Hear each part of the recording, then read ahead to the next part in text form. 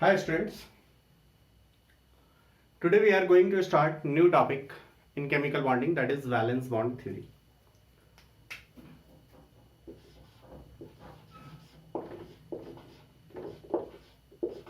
Valence bond theory हमें पढ़ना है अब अगला लेक्चर। इसके बाद हम लोग हाइब्रिडाइजेशन में एंटर करेंगे, shape geometry, that will the heart of the chemical bonding. यहाँ से हम लोग केमिकल बॉन्डिंग के मल्टीपल एस्पेक्ट्स को खोलेंगे और दूसरे चैप्टर्स में भी एंटर कर सकते हैं। सो दिस इज इम्पॉर्टेंट। अब यहाँ के बाद केमिकल बॉन्डिंग बहुत इंपॉर्टेंट हो जाता है। देखिए, वैलेंस बॉन्ड थ्योरी का डेवलपमेंट कैसे कैसे हुआ। सबसे पहले मैंने आपको बताया था ऑक्टेट रूल आया। ऑक्टेट रूल के बाद जब हम लोग वेव मैकेनिकल कॉन्सेप्ट की तरफ बढ़े एटम के, तो दो new theory, valence bond theory और एमओटी हम लोग पढ़ेंगे। वैलेंस बॉन्ड थ्योरी को सबसे पहले डेवलपमेंट करा गया, लेकिन इसके बाद में साइंटिस्ट ने इसका अपग्रेडेशन किया। तो पहला पॉइंट लिखेंगे, it was introduced by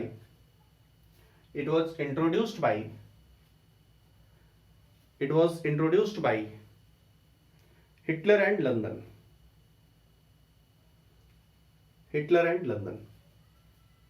Spelling लिखते रहो, HEITLER। हिटलर एंड दो साइंटिस्ट थे जिन्होंने इंट्रोड्यूस किया था इसको, Heitler and London, and developed further by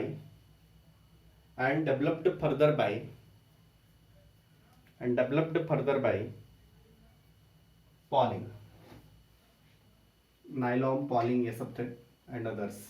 NCERT में केवल पॉलिंग का नाम लिया है, polling, and developed further bye polling. 1927 में ये थ्योरी आई थी। आप एनसीईआरटी में देखेंगे सीक्वेंस ना, तो वैलेंस बॉन्ड थ्योरी को बाद में दिया है, तो और उसने पहले valence electron pair repulsion theory को दे दिया है।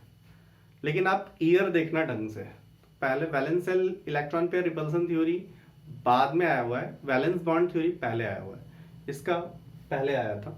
तो इसको हम लोग अब समझने की कोशिश करते हैं। मैंने बोला ये वेव मैकेनिकल कॉन्सेप्ट पे बेस्ड था, ये इसलिए क्योंकि ऑर्बिटल्स की बात हम लोग कर रहे हैं, ऑर्बिटल तो वेव में ही बात करी गई थी। सो हम लोग देखते हैं कैसे इस थ्योरी में चीजें डेवलप हुई हैं। माय डियर स्टूडेंट्स, आप सब कुछ भूल जाओ, बेसिक थिंग्स पे आओ, तो आपको ये दिखाई देगा मैं कुछ नहीं जानता केमिकल बॉन्डिंग के बारे में। दिस इज एटम 1, ए है इसका नाम, और ये दूसरा एटम बी है। ये दोनों एटम इनफिनाइटली डिस्टेंट अपार्ट है।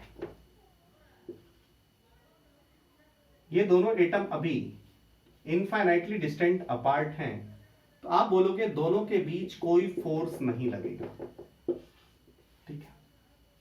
आर इंफिनिटी की ओर टेंड कर रहा है। मैं आपको दिखाऊं, दो एटम के बीच अभी यहां पे डिस्टेंस आर है, बट ये आर अभी इंफिनिटी है, बहुत ज्यादा है। तब आप क्या बोलोगे? आप ये बोलोगे कि जब ये इनफिनिटली डिस्टेंट अपार्ट होगा, there will be no force of attraction, repulsion, कुछ नहीं होने वाला है। लेकिन जब दोनों किसी भी रीजन से पास आएंगे, चाहे आए या लाए गए हो, किसी भी रीजन से पास आए, whenever two atom approaches each other, then four type of forces come into effect. Four type of forces कौन कौन होगा? Atom A and B, electron cloud, मैं शॉर्ट में लिख रहा हूं। First, electron cloud of A and B, इन दोनों के बीच फोर्स होगा। Second, nucleus of A and B, इन दोनों के बीच फोर्स होगा। थर्ड आप क्या बोलेंगे? Nucleus and electron cloud. तो अब आप न्यूक्लियस एंड इलेक्ट्रॉन क्लाउड में क्या लेंगे? Nucleus of A and electron cloud of B, ये हो गया। और फोर्थ क्या बोलेंगे? Nucleus of B and electron cloud of A. ये चार टाइप के फोर्सेस अफेक्ट में आएंगे। आप बोलेंगे फर्स्ट टू फोर्स है ना, electron cloud of A and B या nucleus of A and B. आप बोलोगे दोनों लाइक चार्जेस के बीच के फोर्स है, दोनों लाइक चार्जेस के बीच का फोर्स है। यदि ये दोनों लाइक चार्जेस के बीच का फोर्स होगा, then what you will tell, बोलो ये दोनों अट्रैक्टिव होगा या रिपल्सिव होगा? You will tell it will be of repulsive in nature, ये रिपल्सिव होगा। आप यहां पे क्या बोलोगे? Nucleus of A and electron cloud of B, यदि इन दोनों की बात करी जाए तो आप क्या बोलेंगे? It will B attractive in nature. So you will tell there are 4 type of forces out of which 2 are repulsive and 2 are attractive. 2 repulsive है, 2 attractive है। फर्दर ये दोनों पास आएंगे या दूर जाएंगे, ये किस फैक्टर पे डिपेंड करेगा? It will depend on the force which is greater in magnitude. यदि repulsive forces dominant होंगे तो दोनों पास आएंगे, attractive forces dominant होंगे दोनों दूर जाएंगे। उल्टा बोला गया? अरे रिपल्सिव फोर्सेस डोमिनेंट, दोनों दूर जाएंगे, अट्रैक्टिव फोर्सेस डोमिनेंट, दोनों पास आएंगे। सो ये दोनों पास आएंगे या दूर जाएंगे, ये 4 टाइप ऑफ फोर्सेस के बेसिस पे डिपेंड करेगा। नाउ व्हाट विल हैपन, अब जब केमिकल बॉन्ड का फॉर्मेशन हो रहा है तो ऑब्वियसली दोनों पास आ रहे हैं, then what you will tell, attractive forces are dominant, attractive forces dominant है, दोनों पास आ रहे हैं, एक बोलोगे मिनिमम डिस्टेंस तक पास आएंगे, बिकॉज यहाँ पे केवल अट्रैक्टिव फोर्सेस डोमिनेंट नहीं है। उसके बाद यदि दोनों पास आ गए ना तो रिपल्सिव फोर्सेस ज्यादा डोमिनेंट हो जाएगा और दोनों में रिपल्सन हो जाएगा। If you will draw energy ना, एनर्जी डायग्राम आप ड्रॉ करोगे, पोटेंशियल एनर्जी एंड आर, तो आपको कुछ डायग्राम ऐसा दिखाई देगा।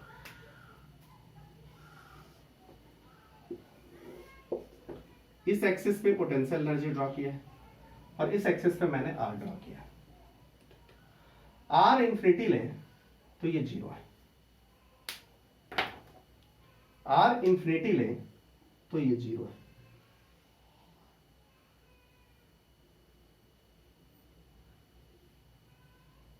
ये 0 की ओर ट्रेंड कर रहा है, ये 0 की ओर ट्रेंड कर रहा है। एक सर्टेन डिस्टेंस पे एनर्जी मिनिमम है। क्यों? नीचे से मैंने शुरू किया, I am coming on this point.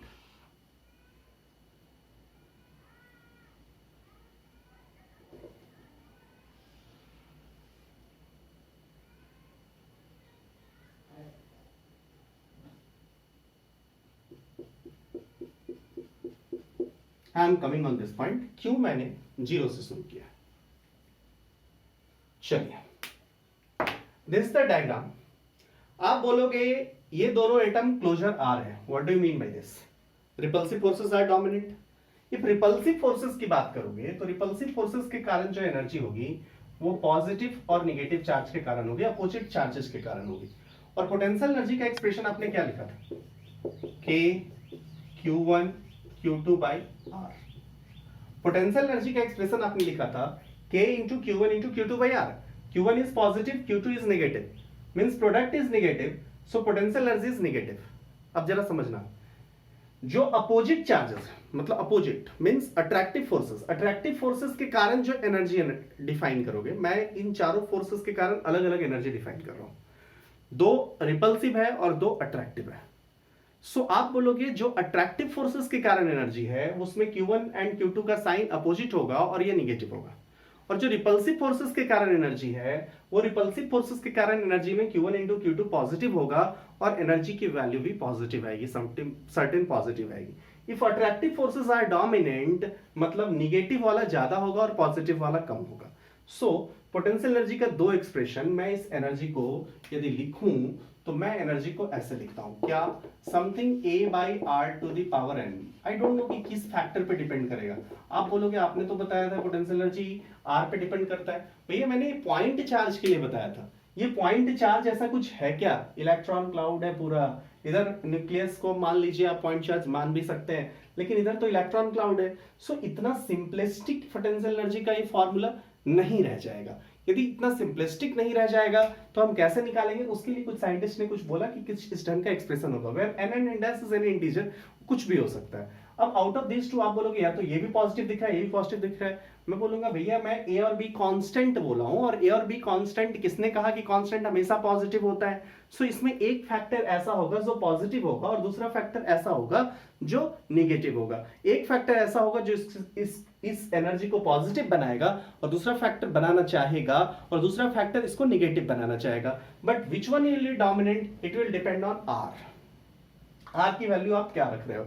यदि आर की वैल्यू ऐसा रख रहे हो जिसमें कि अट्रैक्शन फोर्स डोमिनेंट है, ऑब्वियसली एनर्जी निगेटिव होगा। सो आप बोलोगे इसमें ए और बी में से कोई एक फैक्टर है निगेटिव होगा, इसमें से कोई एक फैक्टर ऐसा है जो निगेटिव होने वाला है। यदि ये निगेटिव है, मतलब मान लो मैं एक केस लूं कि if A is negative, A is negative, तो आप बोलोगे ए वाला जो कांस्टेंट है वो निगेटिव मतलब रिपल्सिव अट्रैक्टिव फोर्सेस के कारण वाला है। Okay, so what you will tell, इस रीजन में निगेटिव अट्रैक्शन फोर्स डोमिनेंट है और ये डोमिनेंट होता होता होता वो एनर्जी को घटाता जा रहा है। जैसे ही आर को आप घटाते जा रहे हो, अट्रैक्शन फोर्सेस और डोमिनेंट होता जा रहा है, एनर्जी घटता चला जा रहा है। एट अ पार्टिकुलर पॉइंट तक आप इसको ला रहे हो तो वो पार्टिकुलर पॉइंट तक एनर्जी घट रहा है, लेकिन अब उसके बाद एनर्जी बढ़ना शुरू हो गया। अब एनर्जी बढ़ना शुरू हो गया, नेट एनर्जी मींस अब रिपल्सिव फोर्सेस डोमिनेंट होने लगे। सो यहां पे एनर्जी मिनिमम होगी, स्टेबिलिटी मैक्सिमम होगा, and you can say this is the place at which chemical bond is form. Energy minimum है, मिनिमम एनर्जी पे है। सो इसको हम लोग इस लेंथ को, जब मिनिमम एनर्जी है उस पॉइंट पे ए और बी के बीच के डिस्टेंस को हम लोग बॉन्ड लेंथ बोलते हैं, and this energy is defined as bond energy. उस पार्टिकुलर पॉइंट पे जो एनर्जी है उसको हम लोग बॉन्ड एनर्जी बोलते हैं। अब आप एक पॉइंट पढ़े थे बचपन में, क्या आपने देखा था एटम अपने मीन पोजीशन के अबाउट वाइब्रेट करता है? जरा उस पॉइंट को समझे। आपने मीन पोजीशन किसको बोला है? इसको। तो ध्यान देना, आप एटम ए पे कंसंट्रेट करो अपने आप को। एटम ए पे कंसंट्रेट किया आपने, एटम ए बी दोनों ऐसे था। जब ये एटम ए पास आ रहा था देन व्हाट विल हैपन? अभी ये दूर है, अभी इस जोन में है, इस जोन में है, मतलब अट्रैक्टिव फोर्सेस डोमिनेंट है। अट्रैक्टिव फोर्सेस डोमिनेंट है, दोनों पास आ रहा है, दोनों पास आता गया। यहाँ पे बोलोगे नेट फोर्स जीरो, मतलब attractive force is equal to repulsive forces, net force zero है। यहाँ के बाद जैसे ही कि रिपल्सिव फोर्सेस डोमिनेंट हो गए, दो एटम, दोनों में attractive forces dominant, let us suppose this two are atoms, दोनों में भी अट्रैक्टिव फोर्सेस डोमिनेंट है, दोनों पास आते जा रहे हैं, certain speed, certain kinetic energy acquire कर लिया है। यहां पे नेट फोर्स जीरो हो गया, तो यहां रुकेंगे क्या? No, it will move forward.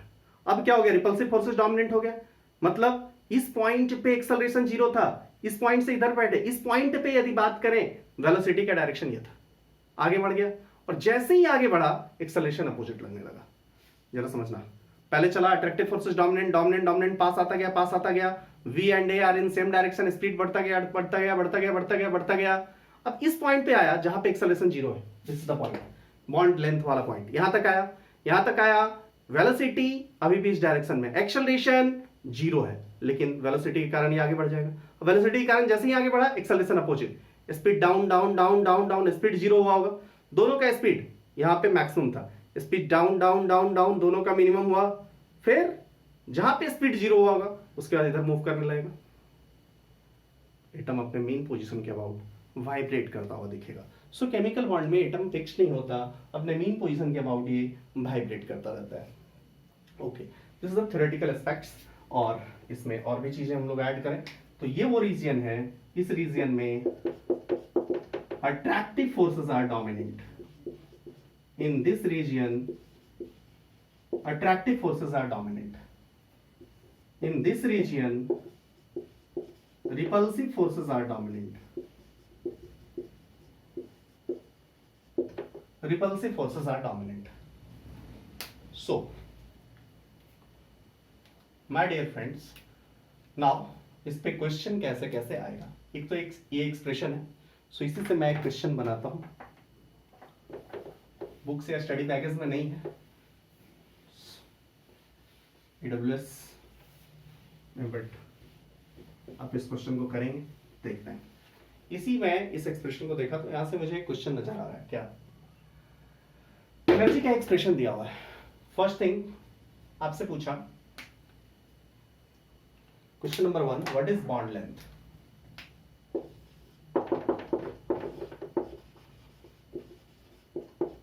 What is bond length? कैसे आप इस क्वेश्चन को सॉल्व करोगे? सब आपको N and S A B सब दिया हुआ रहेगा, ये पता है ए और बी में एक पॉजिटिव एक नेगेटिव है, सब पता रहे, सब कुछ एक्सप्रेशन दिया हुआ। आपसे पूछा what is bond length, how you will deal. आपने थोड़ा बहुत आपने फिजिक्स तो पढ़ा है, थोड़ा आपने जब फिजिक्स पढ़ा है तो आपको ही पता है यहाँ पे एनर्जी वर्सेस ए आर है और एनर्जी यहाँ मिनिमम है। यदि यहाँ पे एनर्जी मिनिमम है सो आप क्या कह सकते हो, डी बाई डी आर को जीरो कर सकते हो। कहीं मैक्सिमा या मिनिमा है, जरा यहाँ देखो, ई वर्सेस आर ग्राफ का स्लोप होगा, स्लोप स्लोप स्लोप स्लोप, यहाँ पे स्लोप जीरो होगा, सो आप बोलोगे डी बाई डी आर को हम लोग जीरो कर दें। Simply we can get d by d r को जीरो कर दो, डी बाई डी आर को जीरो कर दो, क्या हो जाएगा, ए आर के रिस्पेक्ट में differentiation into n r to the power n minus n, B and S क्या हो जाएगा, माइनस एन ना, सॉरी, ठीक है, और ये minus N, N power minus one, अब क्या हो जाएगा, minus N dash minus one. इसी एक्सप्रेशन को जीरो कर दो, यहाँ पे जस्ट वन वेरिएबल है आर, आर का वैल्यू निकाल दो, you can get expression for bond length. Clear है? Now next question that can be asked by you, what is bond energy? आपको क्या बोला था, इस आर पे जो एनर्जी है that is called bond energy. So आप इस एक्सप्रेशन आर को यहां पे रख दो, can get energy that will be bond energy. Understood? It should be easy to you, इसमें कोई रॉकेट साइंस नहीं है। क्लियर है? सो ये दो क्वेश्चन इस एक्सप्रेशन से, जो ये ग्राफ एनसीईआरटी में बना हुआ है, मेरे हिसाब से ये दो क्वेश्चन बना सकता है इन फ्यूचर, कभी आप एग्जाम्स में देख सकता है।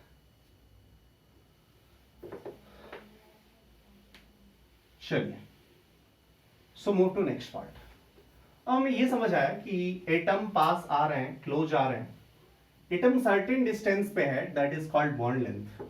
अब उस एटम में भैया ऑर्बिटल्स कैसे हैं, इलेक्ट्रॉन कैसे है, इसकी बात हमें वैलेंस बॉन्ड थ्योरी में करनी है। वैलेंस बॉन्ड थ्योरी ने पहला पॉइंट समझा, चलो ये एटम पास आ रहा है, इस फोर्सेस के कारण आ रहा है, ये हो रहा है, ऐसा एनर्जी का प्रोफाइल है, सब कुछ बताया। नाउ ऑर्बिटल्स का क्या सिचुएशन है, इसको हम लोग देखें।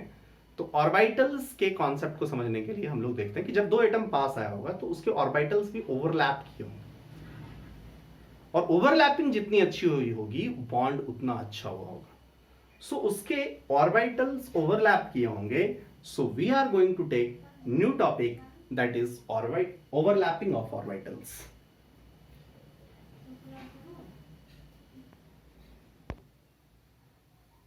चलिए, सो नेक्स्ट हेडिंग,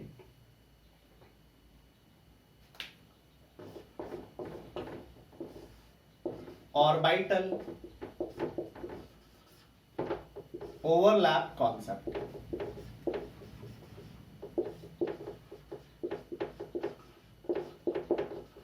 चलिए, ऑर्बिटल ओवरलैप कॉन्सेप्ट हेडिंग डालेंगे।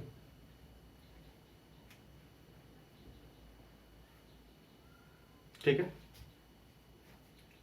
Orbital overlap concept.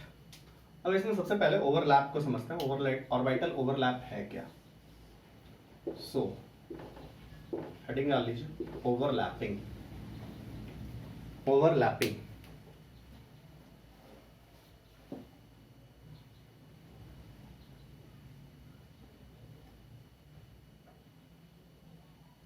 overlapping of atomic orbitals, overlapping of atomic orbitals।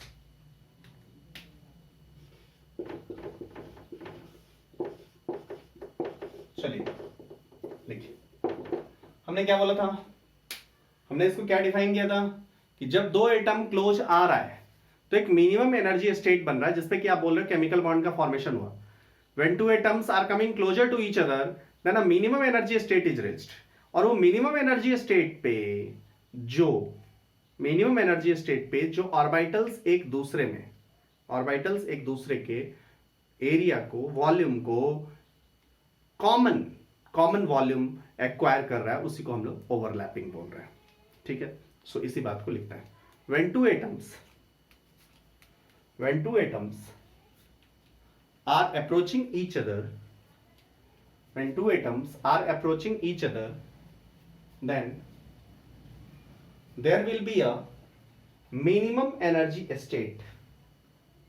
There will be a minimum energy state,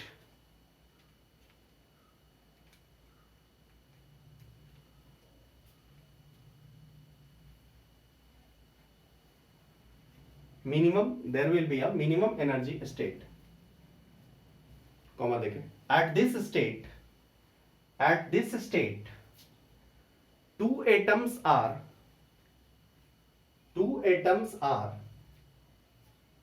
close enough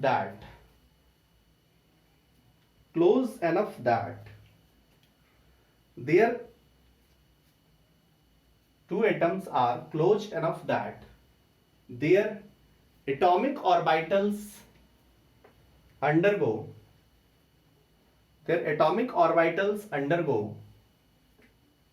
partial interpenetration. Their atomic orbitals undergo partial interpenetration. Partial penetrate कर जाता है एक दूसरे में। जैसे दो orbital SS को मानो तो एस का ये स्फेरिकल ऑर्बिटल और दूसरा भी एस का एक स्फेरिकल ऑर्बिटल जो दूर होगा, ये दोनों जब ये मिनिमम एनर्जी स्टेट रीच करेगा तो ये एक दूसरे में पेनिट्रेट कर जाएगा और पेनिट्रेट करके ये कॉमन रीजन फॉर्म करेगा। क्लियर है? सो नेक्स्ट पॉइंट क्लियर है यहां तक? Next point,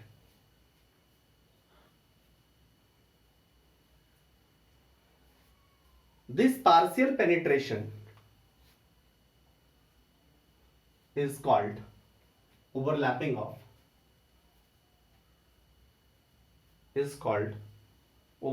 of atomic orbitals. This partial penetration of atomic orbitals is known as overlapping of atomic orbitals. Next point,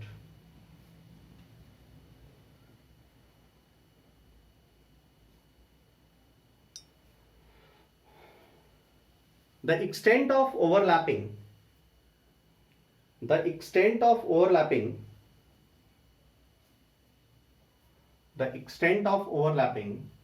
decides the strength of bond, strength of covalent bond. Next point, generally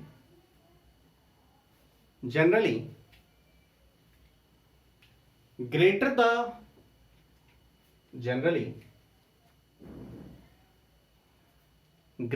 extent of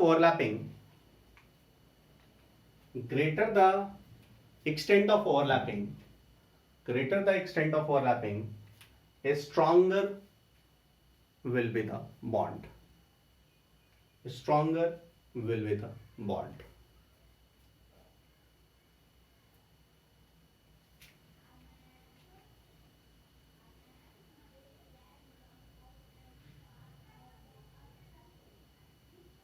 okay, यहां तक clear हो गया? सारे points यहां तक के सब clear होने चाहिए। So my dear students, one last point which is important point लिखिएगा।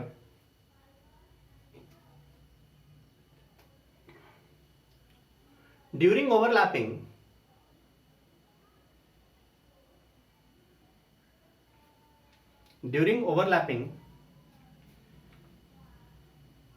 atomic orbitals with opposite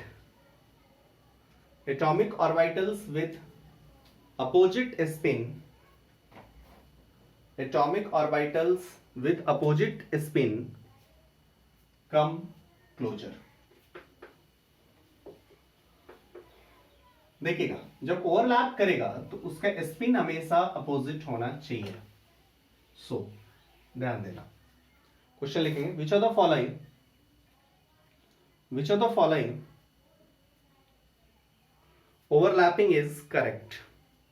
Which of the following overlapping is correct? Option A.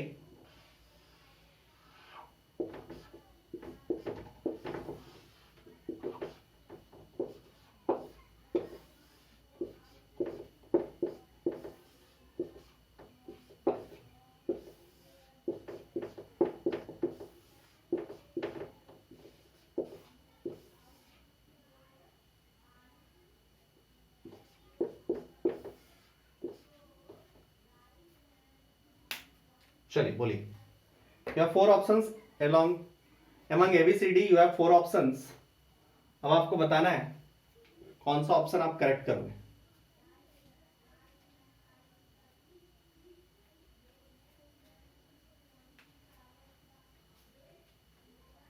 बहुत इजी है. आंसर आ गया. चलो, क्या होना चाहिए? पहली बात तो कोवेलेंट बॉन्ड है तो अनपेयर्ड इलेक्ट्रॉन होना ही चाहिए, और अनपेयर्ड इलेक्ट्रॉन में अपोजिट स्पिन होगा तभी ओवरलैप होगा, अदरवाइज ओवरलैपिंग की कोई बात आप नहीं करेंगे. So orbitals having opposite spin ही ओवरलैप करेगा. So this is the concept. So D is correct. Okay, यहां पे क्लियर होना चाहिए सबका.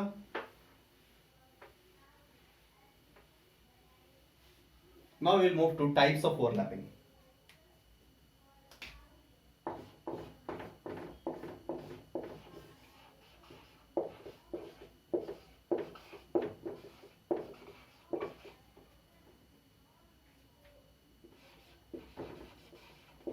Types of overlapping. चलिए, टाइप्स ऑफ ओवरलैपिंग में सबसे फर्स्ट पार्ट,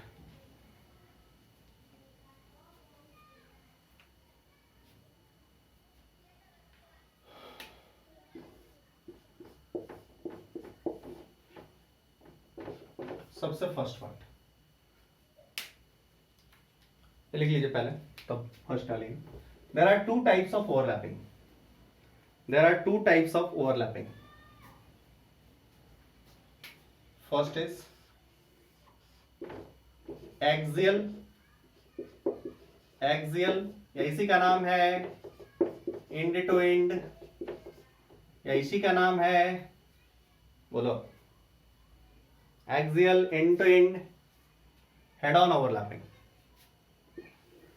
दूसरे का लैटरल, या फिर side to side face to face overlapping.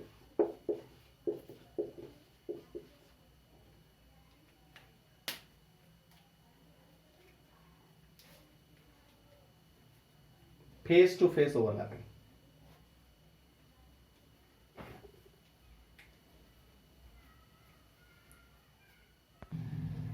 चलिए, क्लियर आप लोगों ने.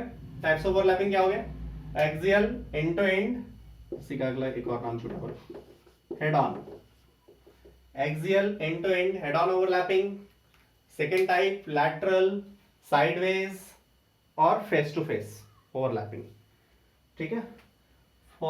From this type of overlapping, sigma bond is formed. हम लोग अभी बात करेंगे.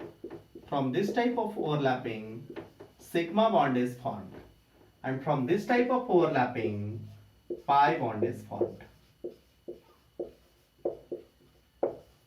Pi bond is formed. Clear है? एक्सियल और इंटू इंड ओवरलैपिंग से सिग्मा बॉन्ड बनेगा. लैटरल और साइड टू साइड ओवरलैपिंग से, फेस टू फेस ओवरलैपिंग से पाई बॉन्ड बनेगा.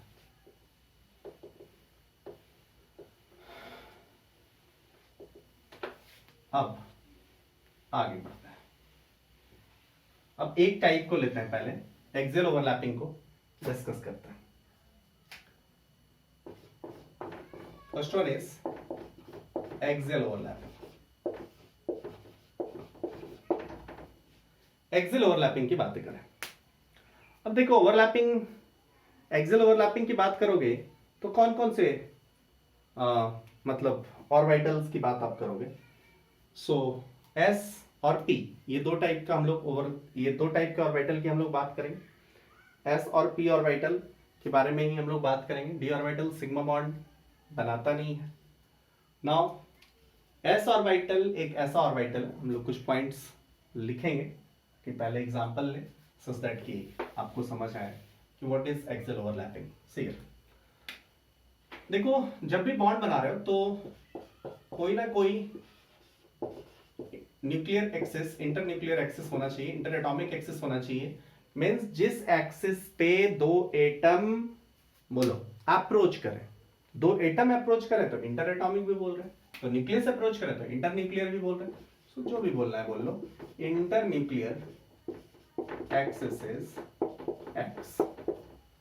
यदि एक्स एक्सिस को आप ले लोगे, इंटर न्यूक्लियर एक्सिस है, तब क्या होगा जरा देखिए। दो एस ऑर्बिटल को लाओगे, कोई दिक्कत नहीं है मेरे भाई, दो एस ऑर्बिटल को लाइए, दो एस ऑर्बिटल को लेके चले हो, क्या हो जाएगा? ये दोनों ऐसे ओवरलैप करेंगे। देखो एक्सियल ओवरलैप में क्या जरूरी है कि जिस इंटर न्यूक्लियर एक्सिस पे आप अप्रोच करा रहे हो, द अप्रोचिंग एक्सिस के डायरेक्शन में या उसी एक्सिस के अलोंग ओवरलैपिंग रीजन होना चाहिए। So for axial overlapping what is required, the approaching axis और इंटरन्यूक्लियर एक्सिस के अलोंग ही ओवरलैपिंग होना चाहिए। उस एक्सिस के अलोंग, उस एक्सिस से ऊपर और नीचे नहीं, उस एक्सिस के अलोंग ही ओवरलैपिंग होना चाहिए। यदि उस एक्सिस से ऊपर या नीचे हुआ तो उसको हम लोग एक्सियल ओवरलैपिंग नहीं कहेंगे, वो लैटरल ओवरलैपिंग का पार्ट आ जाएगा। सो आप बोलेंगे ये भैया यहाँ पे एसएस ओवरलैपिंग है, एसएस ऑर्बिटल की बात हो रही है। सो हम लोग पहला एग्जांपल जो देखे that was SS overlapping. Second आप कह सकते हैं एसपी ओवरलैपिंग भी हो सकता है, एसपी ओवरलैपिंग की भी हम लोग बात कर सकते हैं। इसमें क्या होगा मेरे भाई, एक एस होगा, दूसरा पी होगा, ये दोनों ओवरलैप करेंगे, व्हाट विल हैपन, कुछ ये ओवरलैपिंग रीजन होगी। देखो साइन कन्वेंशन इनिशियली नहीं आया था, सो साइन कन्वेंशन की बात हम लोग करेंगे, डोंट टेक टेंशन, लेकिन वो पहले साइन कन्वेंशन की बातें नहीं हुई थी।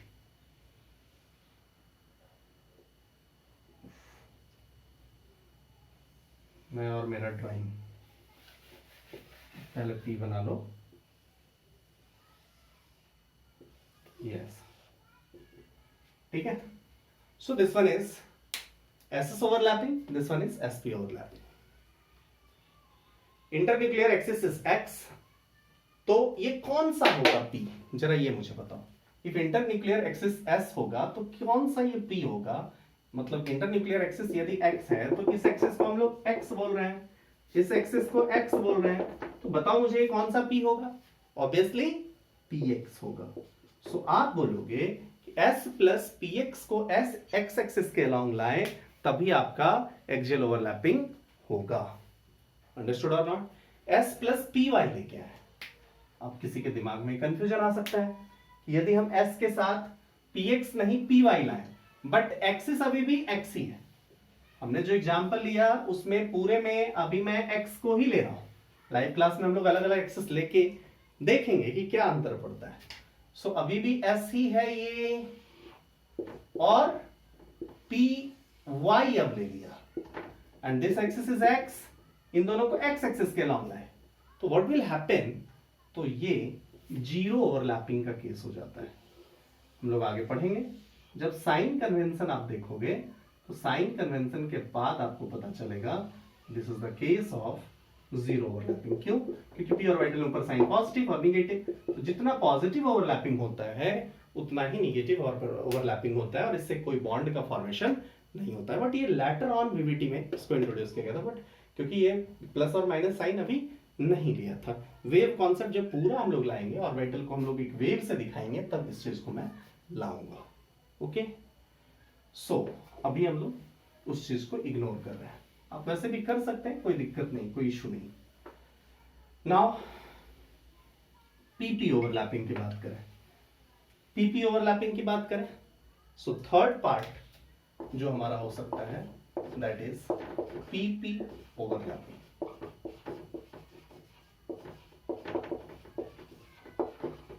माय डियर स्टूडेंट्स, इसमें क्या होगा? बोलोगे कुछ नहीं, डायग्राम तो बहुत सिंपल है। इंटरन्यूक्लियर एक्सिस क्या हो गया? एक्स ही है ना, इंटरन्यूक्लियर एक्सिस एक्स है, सो इसी के लॉन्ग लाए, मन कैसा गया? जब हम लोग वेव कॉन्सेप्ट पूरा लेंगे तो लोब्स के साइज भी चेंज होंगे, लोब के साइज बढ़ेंगे घटेंगे, उसमें पूरा वेव प्रॉपर्टीज को यूज करेंगे। अभी हम लोगों ने बोला कि दो अनपेयर्ड इलेक्ट्रॉन है, सो जस्ट ऑर्बिटल का एक कॉन्सेप्ट यूज के वीवीटी का ये पहले का पार्ट है। सो दो पी ऑर्बिटल ऐसा जब हुआ तो ओवरलैप होके ऐसा कुछ रीजन दिखा, और देखो सब में आप देखोगे कि जो इंटरन्यूक्लियर एक्सिस था ना उसी एक्सिस के अलावा ओवरलैपिंग हो रही है। सो ये तीनों पार्ट में हम लोगों ने बोला कि ये एक्सियल ओवरलैपिंग है, ये तीनों में सिग्मा बॉन्ड का फॉर्मेशन हो रहा है। सिग्मा बॉन्ड तीन जगह आपने बनाया, कहां कहां?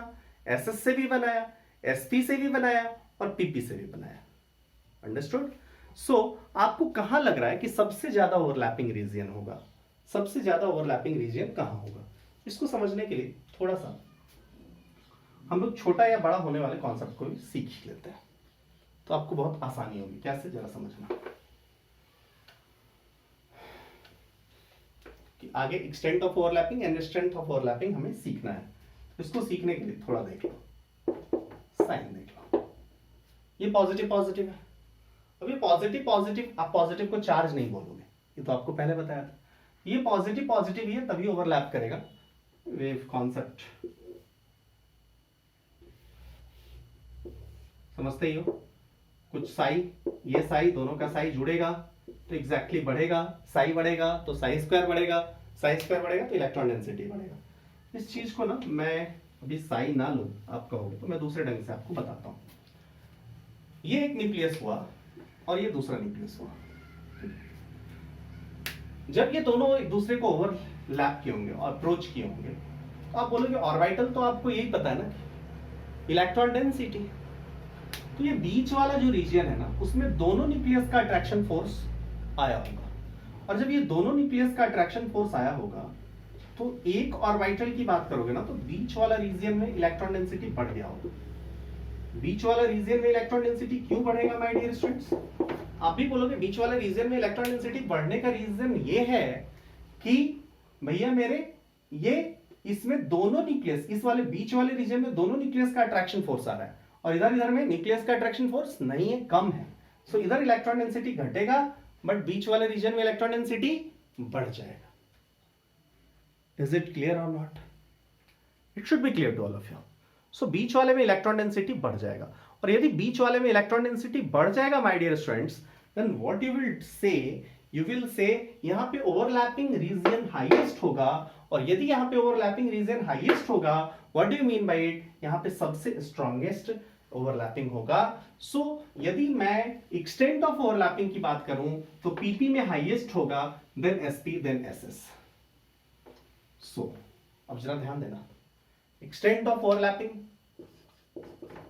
एक्सटेंट ऑफ ओवरलैपिंग की हम लोग बात करें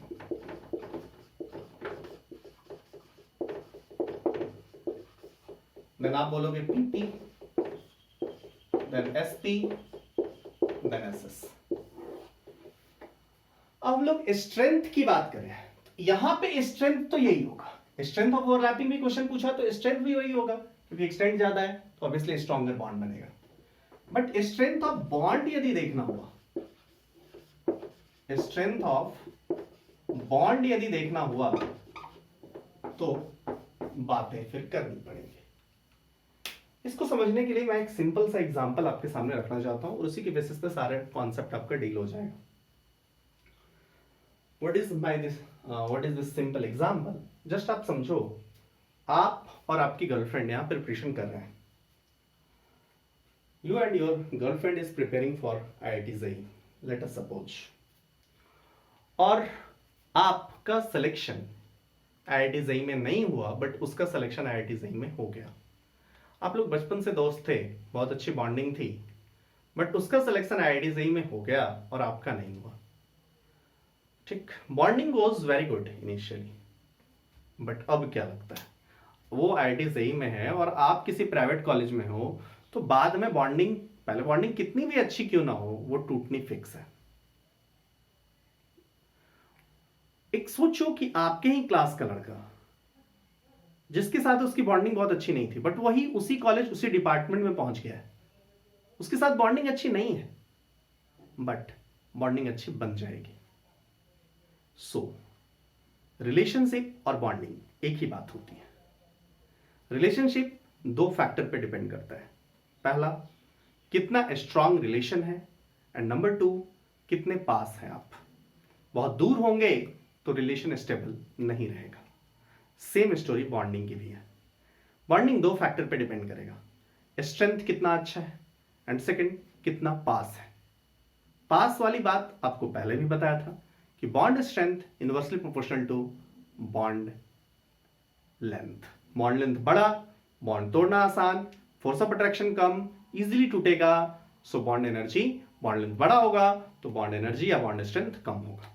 सो यदि दो एटम दोनों, मान लो, मतलब मैं, आप समझ रहे हो कि मैं क्या बोलना चाह रहा हूं। मैं I am trying to tell you that PP bond, PP overlapping नहीं है, अच्छा ओवरलैपिंग, ओवरलैपिंग रीजन भी हाई है, बट वो दूर है, 3p है, तो बहुत स्ट्रॉन्गर बॉन्ड नहीं रह जाएगा। सो जब भी आप क्वेश्चन करेंगे स्ट्रेंथ ऑफ बॉन्ड का, कंपेयर बॉन्ड स्ट्रेंथ, इस टाइप का क्वेश्चन करेंगे तो दो चीज देखेंगे। स्टेप 1,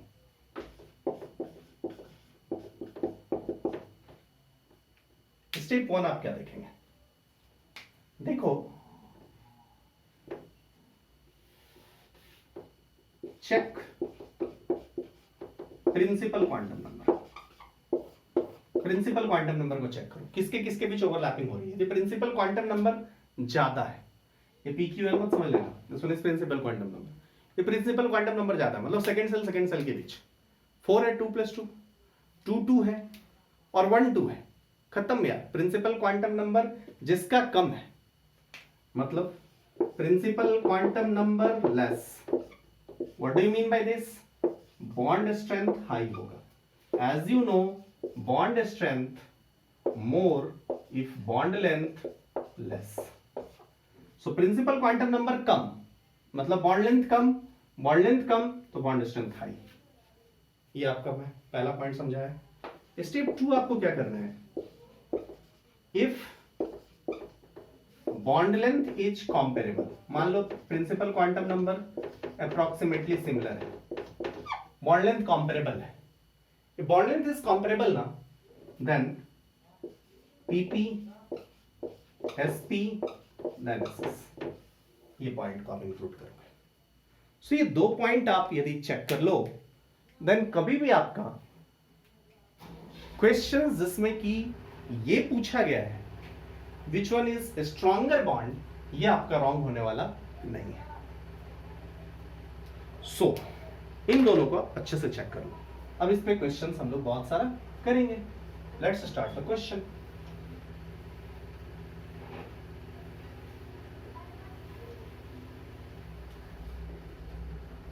चलिए, सबसे पहला question,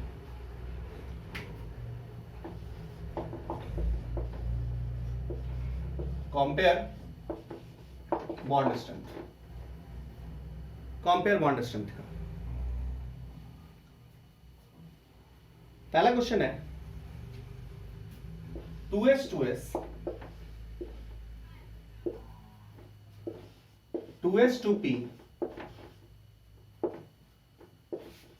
2p 2p। This is the question. 2s 2s 2p and 2p 2p। अब इस क्वेश्चन को कैसे सॉल्व करेंगे? माय डियर स्टूडेंट्स, आपको क्या बोला था, point 1 check principal quantum number. आपने प्रिंसिपल क्वांटम नंबर चेक किया, क्या दिख रहा है आपको? प्रिंसिपल क्वांटम नंबर क्या दिख रहा है? दोनों में कॉम्पेरेबल है या नॉन कॉम्पेरेबल है? अब सब में बोलोगे 2 2 2 2 2, सब में 2 2 है, पहले वाले में भी 4, सेकंड वाले में भी 4, थर्ड वाले में भी 4, तीनों में प्रिंसिपल क्वांटम नंबर तो कॉम्परेबल है, यहां भी 4 है, यहां भी 4 है, यहां भी 4 है। व्हाट विल हैपन, क्या करें भाई? सो आप बोलोगे ये वाला पॉइंट तो खत्म हो गया, स्टेप 1 से कुछ नहीं हो सकता। हाँ, स्टेप 2 चले। नाउ क्या बोला था? Bond length comparable. यदि बॉन्ड लेंथ कॉम्पेरेबल है तो क्या बोलेंगे भैया? 2p2p का हाईएस्ट होगा ना, so you will tell 2p2p, then 2s2p, then 2s2s। ये क्वेश्चन आपसे सॉल्व हो जाना चाहिए। Now second question,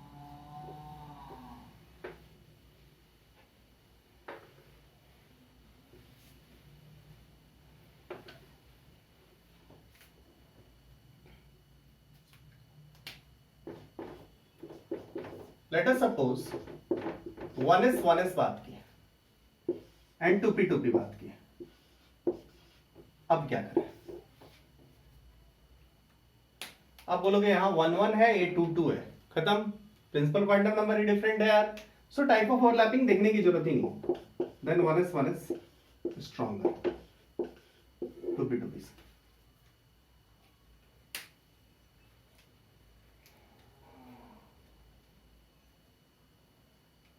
It should be clear to all of you.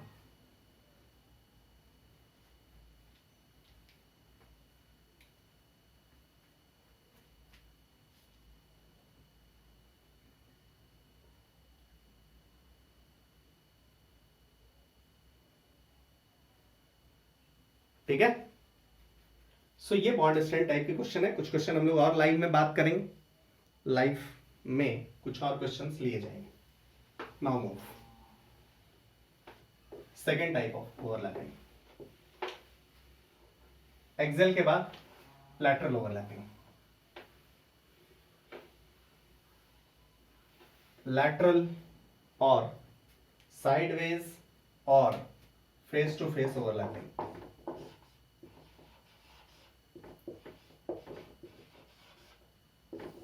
Lateral overlapping. चलिए my dear students, how to deal with this overlapping?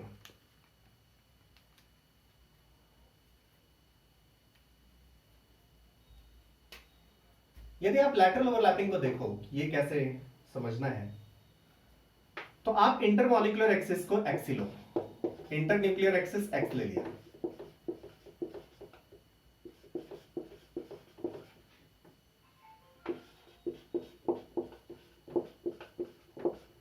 Internuclear axis is X. यदि internuclear axis x लिया my dear students, अब चलिए P Y लें।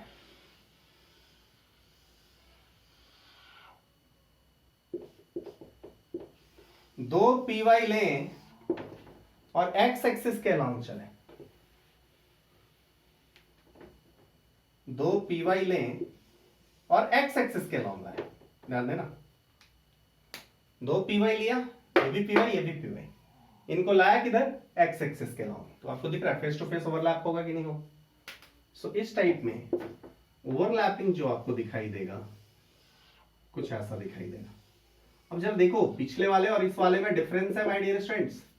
क्या difference है? वहां overlapping region ऊपर और नीचे होता था, वहां ओवरलैपिंग रीजन एक्सिस के अलॉन्ग होता था, इंटरन्यूक्लियर एक्सिस पे होता था। बट यहां पे कोई भी इलेक्ट्रॉन डेंसिटी एक्सिस के अलॉन्ग नहीं है। हियर एक्स एक्सिस इज, या आप इसको एक्स वाई प्लेन कह लो, एक्स वाई नहीं, एक्स जेड, ये वाई है तो एक्स और Z, X Z is nodal plane. X axis के अलॉन्ग कोई इलेक्ट्रॉन डेंसिटी ही नहीं है, तो यहां भी नोडल प्लेन था, यहां भी नोडल प्लेन था, यहां भी नोडल प्लेन है, और ओवरलैपिंग रीजन क्या हो गया? ऊपर और नीचे हो गया। सो this one is PP overlapping. यहां पे किसी का साइज बढ़ेगा घटेगा क्या? नो, वही रहेगा। अंडरस्टूड और नॉट? पीपी ओवरलैपिंग समझ आया? अच्छा, एक और चीज दिखाना, यदि हम लोग सिग्मा बॉन्ड वाला केस या एक्सियल ओवरलैपिंग का केस देखें तो उसमें आपको क्या दिखा था? एक्सियल ओवरलैपिंग या सिग्मा बॉन्ड वाला केस देखें तो उसमें ओवरलैपिंग रीजन एक आया था, लेकिन यहां पे ओवरलैपिंग रीजन 2 है। यहां पे ओवरलैपिंग रीजन 2 है। इसको बनाने का और भी तरीका होता है, कुछ लोग ऐसे भी बनाते हैं, ऊपर नीचे ऐसे ही बनाते हैं, ठीक है ना? सो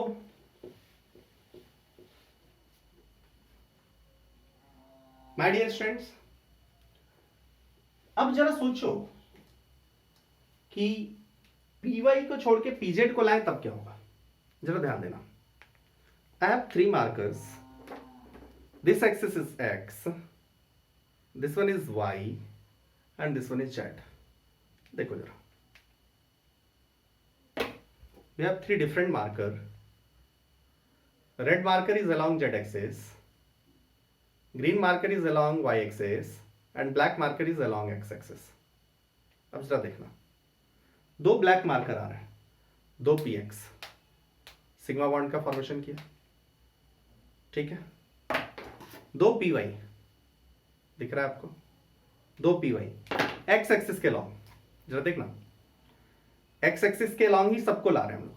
2 px को लाए सिग्मा, 2 py को लाए पाई, 2 pz को लाए पाई, लिखा।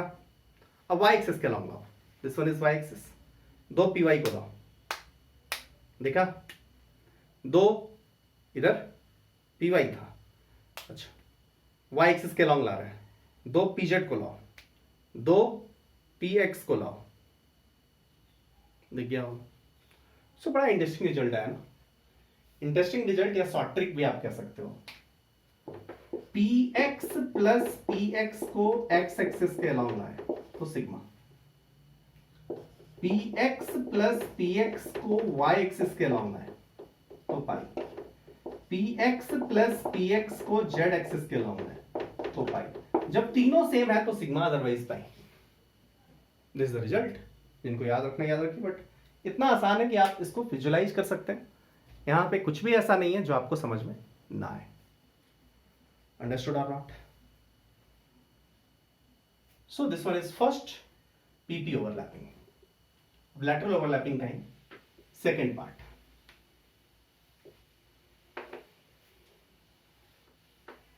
लैटरल ओवरलैपिंग का सेकेंड पार्ट,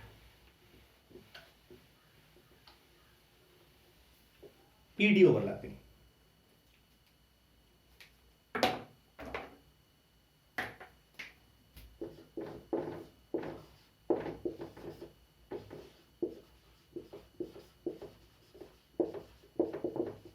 पीडी ओवरलैपिंग, चलिए my dear students, PD overlapping की बात करें।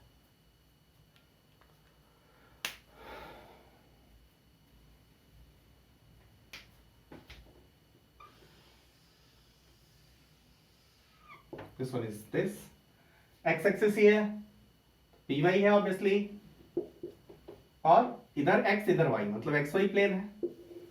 इधर हम लोग ले लेते हैं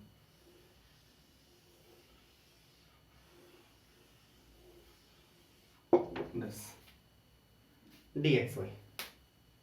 अब जरा सोचो, ये दोनों पास है, ये दोनों पास है, कैसे ओवरलैपिंग होगा? मैं इधर बना रहा हूं,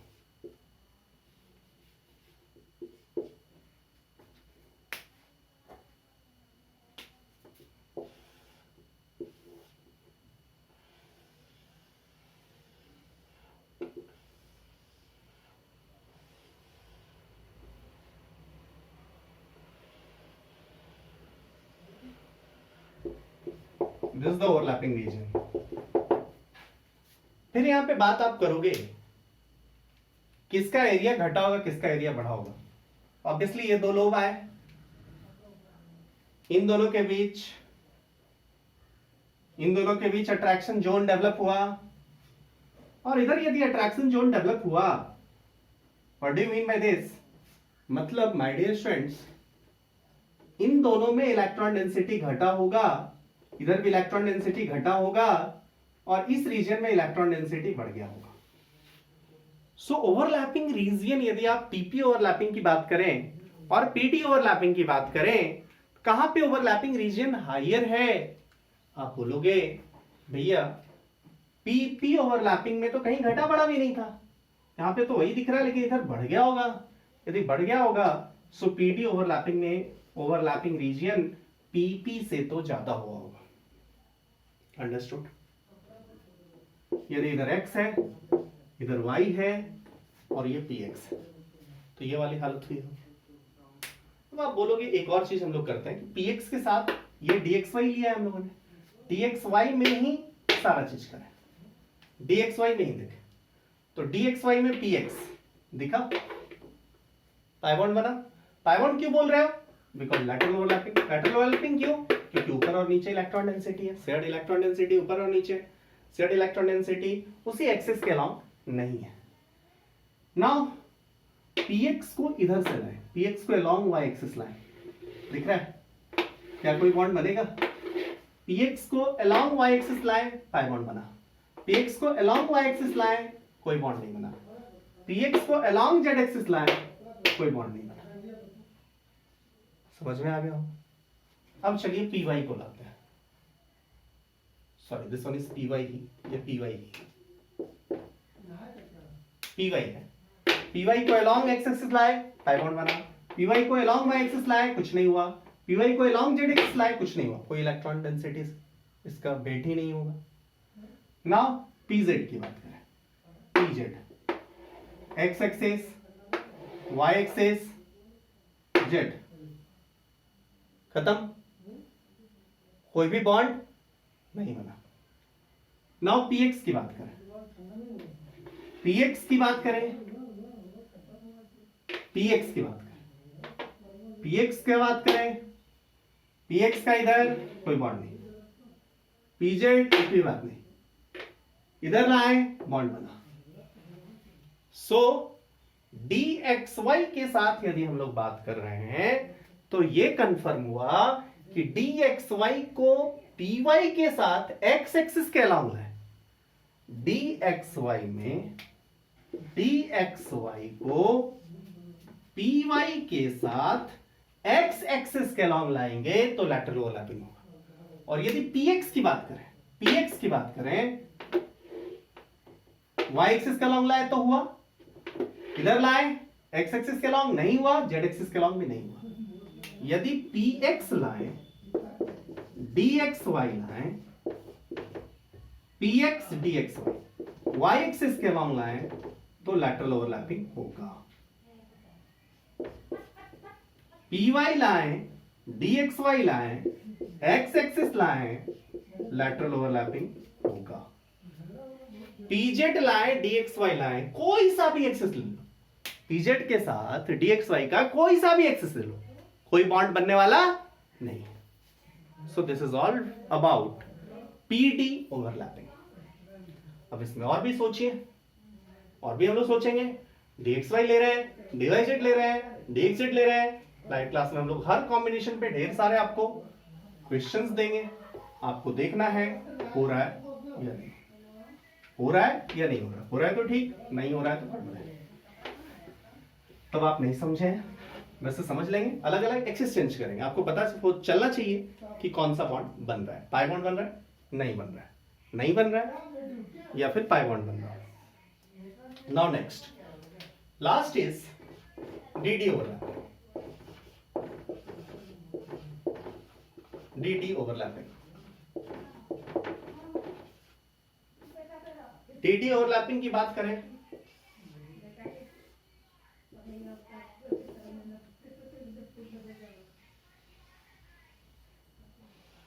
dd ओवरलैपिंग की बात करें, एक इधर है, this one is like this. अब ये ऐसा है मेरे भाई, ये ऐसा है, ये दोनों आया,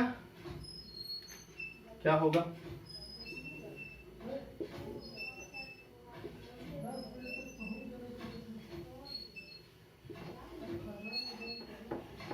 मैं थोड़ा सा बड़ा छोटा का भी ध्यान रख रहा हूं। जरा आप यहां पे देख पा रहे हो, ये बीच के चारों लोब जो है ना, बीच के चारों लोब का साइज बढ़ा होगा और इधर वाले चारों लोब का साइज घटा होगा। So it will like this, it will be like this. Should be clear to all of you. So this one is DD overlapping. अब ये किस टाइप का ओवरलैपिंग है, आप ही जरा बताओ ना, मुझे नहीं पता, आप बताओ। अब आप बोलोगे ये मुझे दिख रहा है कि ऊपर शेयर्ड इलेक्ट्रॉन डेंसिटी है, नीचे शेयर्ड इलेक्ट्रॉन डेंसिटी है। So this is a type of pi bond, this is not a type of sigma bond, this is a type of pi bond. So इस चीज को हम लोग डी पाई से represent कर देते हैं, ठीक है। सो तीन टाइप का बॉन्ड बात की आप लोगों ने, पी के साथ पाई। अच्छा, पी के साथ पाई, हाँ, जब केवल पी लिख रहे हैं तो सिग्मा है, और पाई लिख रहे हैं तो पी पाई है। So P pi D pi and D pi, P pi D pi and D pi. Strongest कौन सा है? आप बोलोगे जहां पे स्ट्रेंथ मतलब एक्सटेंड सबसे ज्यादा, और एक्सटेंड कहां सबसे ज्यादा आया? आप बोलोगे यहां। सो ये strength. But again previous concept मत भूलना, क्या रिलेशनशिप के लिए दोनों चीज रिक्वायर्ड है। पहला पास होना चाहिए एंड सेकंड स्ट्रांग होना चाहिए। सो ये दोनों चीज आपका रिक्वायर्ड थिंग है, बॉन्डिंग में भी यही दोनों रिक्वायर्ड थिंग है। Okay, so my dear students, अब हम लोग देखते हैं कब कब क्या बॉन्ड बन रहा है। डीएक्स वाई का ही सारा पॉसिबल कॉम्बिनेशंस लेते हैं। डीएक्स वाई को एक्स एक्सिस के लॉन्ग लाया है, आपको दिख रहा है पाई बॉन्ड बन रहा है। डीएक्स वाई को अलोंग वाई एक्सिस ला रहे हैं, अगेन पाई बॉन्ड बना। दो डीएक्स वाई को अलोंग जेड एक्सिस यदि लेके आ गए ना, दो डीएक्स वाई को अलोंग जेड एक्सिस लेके आ गए, सीयर व्हाट विल हैपन? दो डीएक्स वाई को अलोंग जेड एक्सिस यदि हम लोग लेके आए, then what will happen? This is the case. एक और आप मान लेना, चारों लोग पैरेलल आपको दिख रहा है, चारों लोग पैरेलल दिखेंगे, मींस इस केस में डेल्टा बॉन्ड का फॉर्मेशन होता है। If two DXY is parallel, या दो डीएक्सवाई को अलोंग जेड एक्सिस लेके आ जाओ तो डेल्टा बॉन्ड का फॉर्मेशन होता है। What do you mean by this? जरा आराम से समझना। DXY along X axis, D pi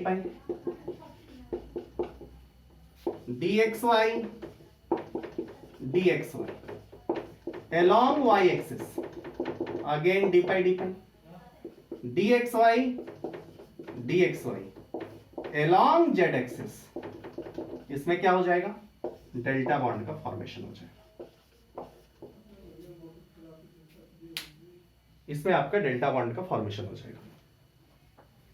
so in this case of delta bond, ये जो डेल्टा बॉन्ड है ये फोर लोब इंटरेक्शन है, फोर लोब इंटरेक्शन है my dear students. Pi bond से ज्यादा, मींस यदि स्ट्रेंथ ऑफ बॉन्ड आप बात करो, सिग्मा बॉन्ड पाई बॉन्ड, कहां पे स्ट्रेंथ सबसे ज्यादा होगा, देन यू विल टेल ना कि सबसे ज्यादा स्ट्रॉन्ग बॉन्ड सिग्मा होता है, देन डेल्टा होता है, देन पाई होता है। क्यों? सिग्मा बॉन्ड में जरा बात करोगे तो समझ आएगा। ये दो न्यूक्लियस, शेयर्ड इलेक्ट्रॉन डेंसिटी केवल बीच में, तब जरा फोर्स ऑफ अट्रैक्शन समझो। शेयर्ड इलेक्ट्रॉन डेंसिटी ऊपर और नीचे, तब जरा डिस्टेंस समझो। सो सिग्मा और पाई में सिग्मा स्ट्रॉन्गर बॉन्ड होता है, बट सिग्मा डेल्टा और पाई में, डेल्टा में ज्यादा इलेक्ट्रॉन क्लाउड आया हुआ है, सो वहां पे डेल्टा स्ट्रॉन्गर होता है, sigma then delta than pi. फटाफट हम लोग कुछ नोट्स लिखेंगे। Note 1, note 1,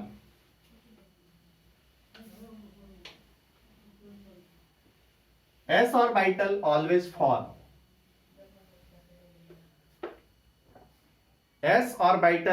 form sigma bond. s orbital always form sigma bond. अब जरा समझना, s हमेशा सिग्मा बनाया, p दोनों बनाया और d हमेशा पाई बनाया. समझ में आ गई बात? d orbital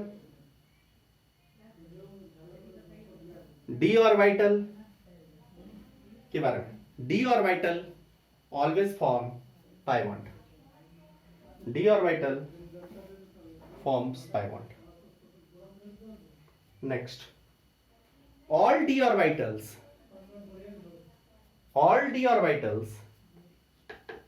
except dz square, all d orbitals except dz square forms delta bond. All d orbital except dz square forms delta bond.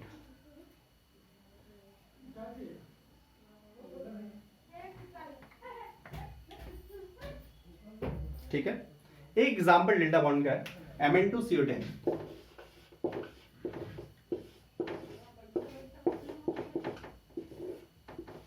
ये जो है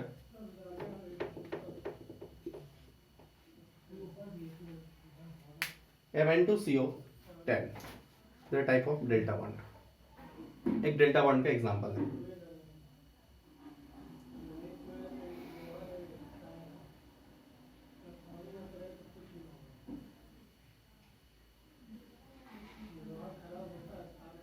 ठीक है, नाउ एक और हो सकता है, एक आधा और लिख लीजिए, Re2Cl8 -2. Re ये डेल्टा बॉन्ड होता है 4 Cl के साथ, लाइक दैट. इस पे charge -2, Re2Cl8 -2 type of delta bond.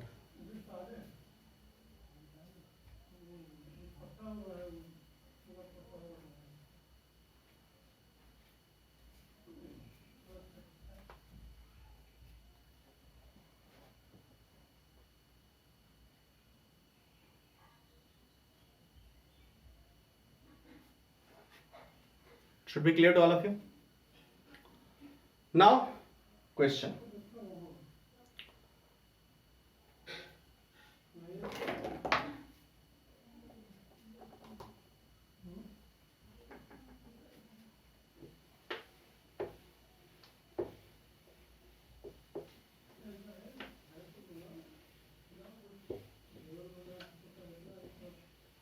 In which of the following PP overlapping is present? In which of the following PP overlapping is present? Which of the following PP overlapping is present? First, H2, F2, both NOTA. बोलिए.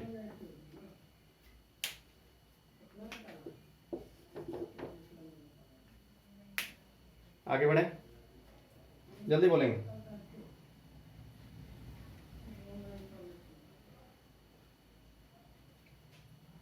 क्या आ जाएगा? F2 ना, bond strength के question.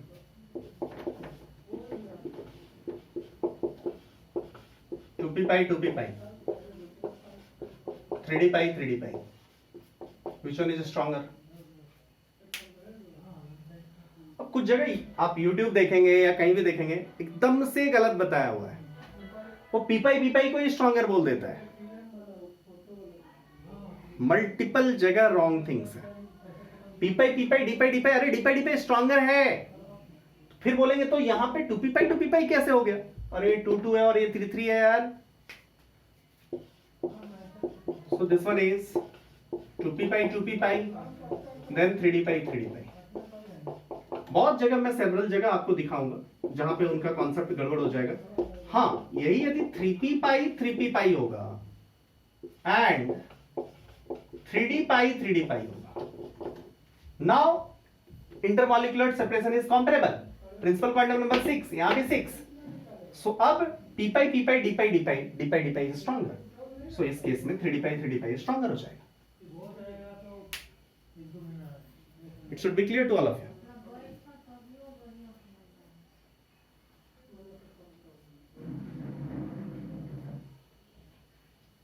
सो हम लोग कुछ और questions और आगे हम लोग बात करेंगे। So part 1 valence bond theory के लिए इतना पर्याप्त है।